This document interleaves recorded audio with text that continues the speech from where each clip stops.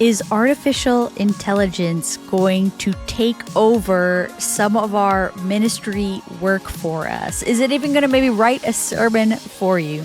Well, in this Word Made Digital tutorial, we are talking to a tech expert for church about artificial intelligence and Chat GPT.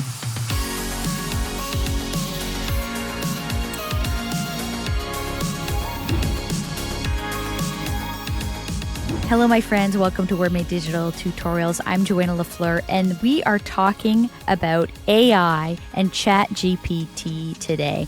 That is artificial intelligence that actually writes content for you. And the implications of that for ministry are huge. The implications of it for all parts of business, work, corporate, charity life is big. So we want to talk about it. And we have an expert with us today named Kenny Jahng, and he's a tech expert for church. So that's why we're in a bit of an unusual location. We had the opportunity to grab a few minutes with him and get his thoughts on what is happening with this huge movement with Chat GPT. So if you haven't heard of it, you might have been living under a rock for the last little while. Lots of people are trying it out. It's got over 1 million people using it within the first few days. And in context, Netflix took years to get to 1 million subscribers. So people are picking it up quick, talking about it and trying it out and implications for their work and for their ministry. And we want to talk about it with him. So thank you so much to the Canadian Centre for Christian Charities who are making this tutorial possible. We are partnering with the 4Cs, the Canadian Centre for Christian Charities, in order to bring you tutorials just like this one. We have a whole archive of them now you can check out on the YouTube channel in order to help equip you for ministry in the digital age. We're trying to help you bring good news to people. What we say is not just good news, the best news in the world, but how to navigate all things digital. And that's why we want to bring you this content about AI and Chat GPT as a really relevant topic right now and how it's affecting church life. So you're going to love this conversation with him and more on the Canadian Centre for Christian Charities later, who are all about helping you focus on your ministry and your mission while they worry about some of the methods of doing charity work in Canada. Welcome, Kenny Jahng, Editor-in-Chief at churchtechtoday.com. We're here talking about Chat GPT and AI. And you've been using AI for churches. And so we wanted to dive into that today. Before we get there, what the heck is Chat GPT? Chat GPT is the latest thing that has, if you haven't seen it on the internet, across your socials, if you haven't seen it mentioned, I don't know where you've been crawling under a rock, but basically it is taking the world by storm. I think even mass media, I just saw, BuzzFeed and Wall Street Journal talking about it, etc. But basically it is what I think is the first hyper practical application of AI that the mass market will start to understand what the actual potential of this whole crazy nerdy thing that we call artificial intelligence. But yeah, it's an engine that you can basically talk to like a live chat. It's like a little bit of a live chat interface, and the machine talks back to you and does whatever you want it to do as if it was another human on the other side. It's quite amazing in terms of what the outputs are coming out of that whole interface at this point.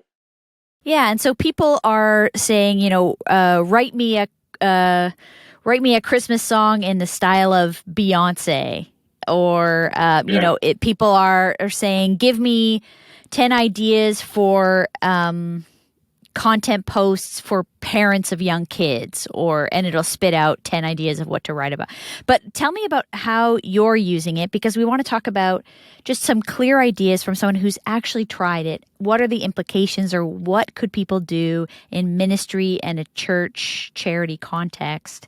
So tell us how you're using it, and then let's kind of dream together of how this can serve ministries. Yeah. So I think it's just this whole category of AI support for copywriting is something that I've been exploring over this last year and a half in particular, and using tools like OpenAI, the Chat GPT interface, or Jarvis, or Copy AI. There's a bunch of tools out there now commercially available that you can actually use for writing content.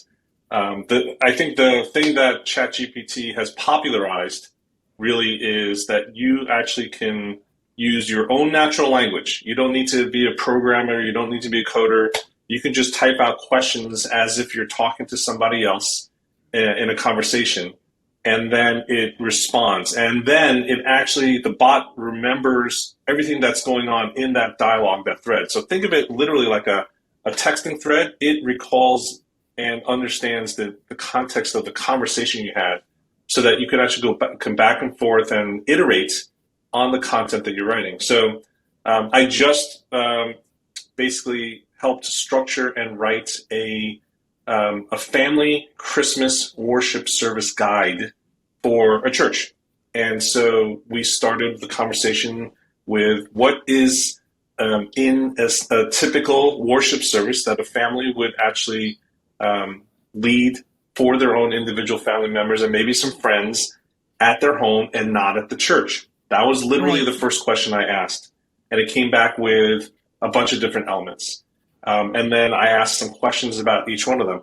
Right. So you're asking, hey, Chat GPT, what could it look like to have a worship service at home? It gives you some real meaningful answers to that and writes it out in full sentences, headings. It all makes sense in English. Yeah. And so it doesn't. So just like if I asked you, Joanna, like, what would a family actually do for a worship service at home on Christmas Day versus going to the church? You would not spit out an entire liturgy line by line. It would be a conversation. Yeah. So you would write, you would literally write back. It's like, well, they would definitely have some worship music, and you would actually have some elements of prayer, and there would be a sermon or some sort of message tying into the Christmas story. And then there would be there would be a bunch of things that you would say, and then I would be able to ask further questions. So can you take all of what you just shared with me and put it into a sample order of service, like an outline? So I literally use the word outline. Can you create an outline of a family worship service that a parent might be able to follow on a single page? I think I used the term one pager, and then it came back. And then you ask specific things. So for instance, there was a section for songs. So I asked for the family to worship, with using song, what are some of the most popular songs that people would know, not esoteric, that are Christmas themed songs that they could actually sing at home? And so then it spit out a couple of different songs. In terms of a prayer, like a closing prayer, what can you share a sample closing prayer that someone might be able to, one of the family members might be able to lead the rest of the group to close out the service? And then it spit out a sample prayer. Wow. And so are you finding with the things that you're getting, how much editing is required? Like, is it like copy paste exactly as they send it, as exactly as the robot sends it to you, you're able to use it? Or do you need to it's like a first draft, but you need to go back and edit it? Yeah, again, I think it's literally, you have to think about this as if it's a conversation with somebody else. So the more prescriptive I am and the more detailed I am in terms of leading you as my conversation partner as to what I want back, the better the output's going to be, right? So if I ask you, give me 10 sample text messages that I could send to a friend in December, that's different than saying, can you share with me 10 sample text messages that are 3 sentences long and that have these topics, and that I want the other person to feel this or reference this, right? The more parameters you put into it, the more the conversation partner is going to be able to come back to me with something that's suitable. So, and again, it depends on the complexity of what you're asking for in terms of, can you take it and just copy paste and use it or not? Right. So, I mean, inevitably it gets us to the big question: what are the applications for ministry leaders, for people who are doing digital content creation? Like, one of the funny ways of saying it is, like, are people losing their jobs? Are these things going to write a sermon for us now? We don't need a social media person. Yeah. Like the internet, age is here in a whole new way. Are we supposed to be worried about this? I think Yeah, everyone's going to be out of a job by Friday. I mean, that's the bottom line. That's the tweetable quote from this interview. No, I think you look at all the technological innovations that has happened across different industries. Things have made it much more efficient to scale output from a productivity standpoint, right? And so, yes, there are typical roles that might be outmoded or reduced in terms of demand.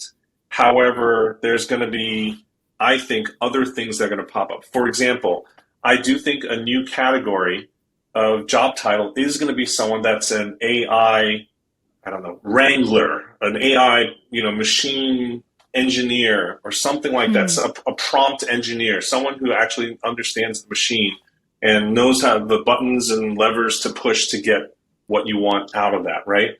That I think is something is going to be new, and even right now, I'm sure you've seen there's AI image generators, which is doing some mind blowing things, and everyone's Yeah. thinking like, oh, is the stock photography market dead? Is artistry and photography dead?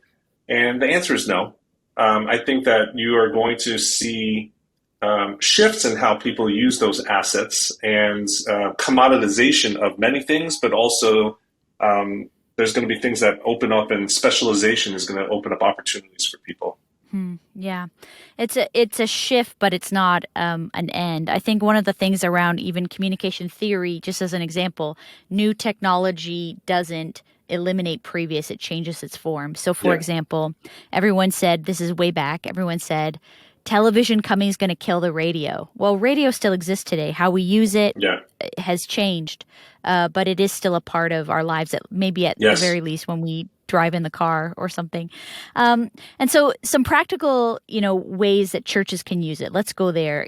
There's like whether maybe we want to brainstorm it, but I think there's some exciting things that might encourage people listening about how they could try to use this because people are tired. They have limited time, limited resource, limited staff. What are some things that this can help ministry do?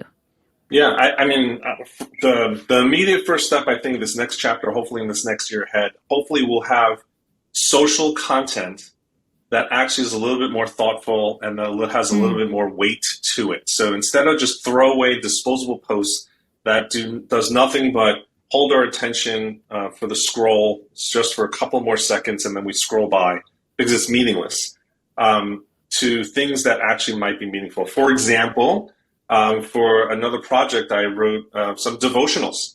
And that is something that for social media, it takes time to actually yeah. research and be thoughtful about it, et cetera. And so now you can use AI assistance to assemble devotionals much quicker and research much broader than you typically would in that cycle that we have as communicators on a day to day or week to week basis. And being able to build these resources that are able to, again, go just a little bit deeper and further in many ways, I think is one of the upsides of this. Now, all of this stuff is just basically dependent on what the machine has been able to scan across the interwebs, right? And so there are a lot of unintended consequences, and there's a lot of things that ethics is coming up in it, and all that kind of stuff. So there's all this. There's a huge amount of reckoning to be had with this industry as to what's proper, what's not, how do we use it, etc.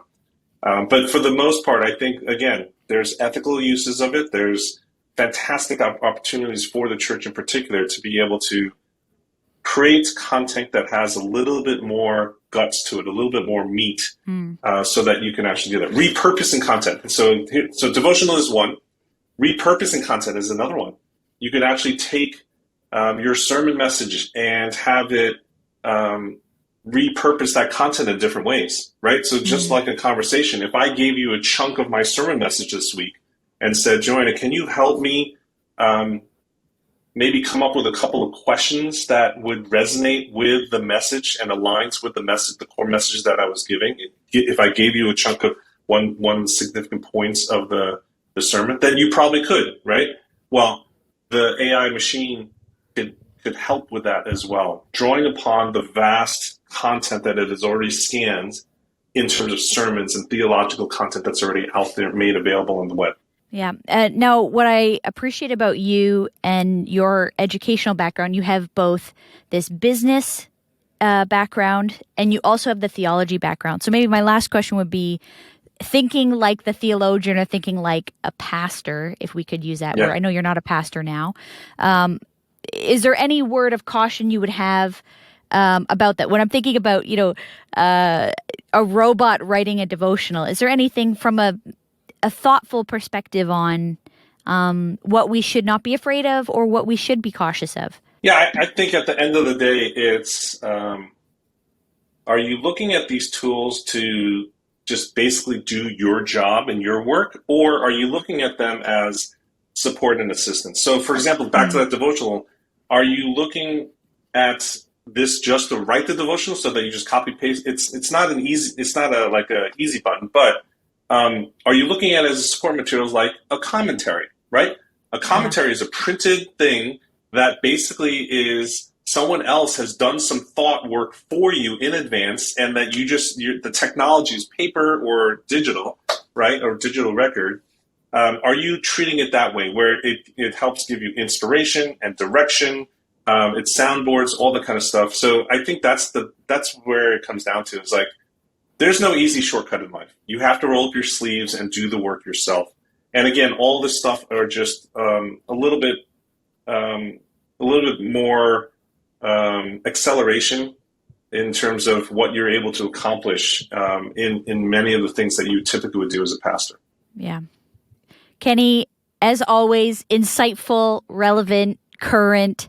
You're always up on things, and you're someone I rely on for that. Where do you want to send people to find you or to find more of all this thinking? Maybe you want to send them to the magazine. This is something that is of interest to the church community. It's not just for the marketplace and secular places. So we are exploring it further at churchtechtoday.com. You will see more and more articles talking about this OpenAI Chat GPT tool, as well as Jarvis, as well as many other things that are coming out. Here's a side tip. Canva just released AI copywriting as well as image generation as well. So you have access to these things all over the place. My number one advice would be is to just try it out, see what happens, and see where your imagination goes with it.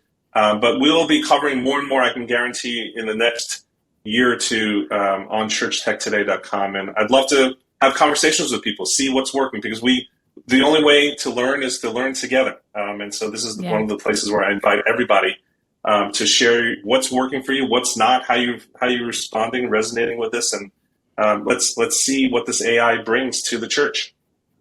Awesome. Thanks, Kenny. Well, thanks so much to Kenny Jahng for joining us on this Word Made Digital tutorial. I hope your brain is starting to spin, if you haven't tried it already, thinking about devotional and sermon content, or maybe you're thinking about social media prompts, and maybe you're thinking about blog posts, or you're thinking about articles and lists and ideas of what to talk about to your parents about their teenagers, or whatever it may be. There's all kinds of opportunities we can check out. And I think Kenny's cautions were appropriate as well. So lean in and try something new and go forward with great wisdom and prayer as we get to integrate new technologies into the ways that we get to serve people. Thank you so much to the Canadian Centre for Christian Charities. As we said, they're sponsoring this tutorial, and it's all about focusing on ministry for you while they help worry about some of the methods. There's all kinds of things for you as a charity leader in Canada that you may not be an expert in. It's not your specialty area. So that's where the Canadian Centre for Christian Charities partners alongside you. It's like an adjunct member of your team. So whether you're thinking about HR policies or taxation, or you're trying to make sure you're in good standing with the CRA as a charity in Canada, they have resources for you. And, membership is surprisingly affordable. I don't know if you've checked it out. Hey, you might already be a member and not realize you have access to all those resources. So we want you to go check it out.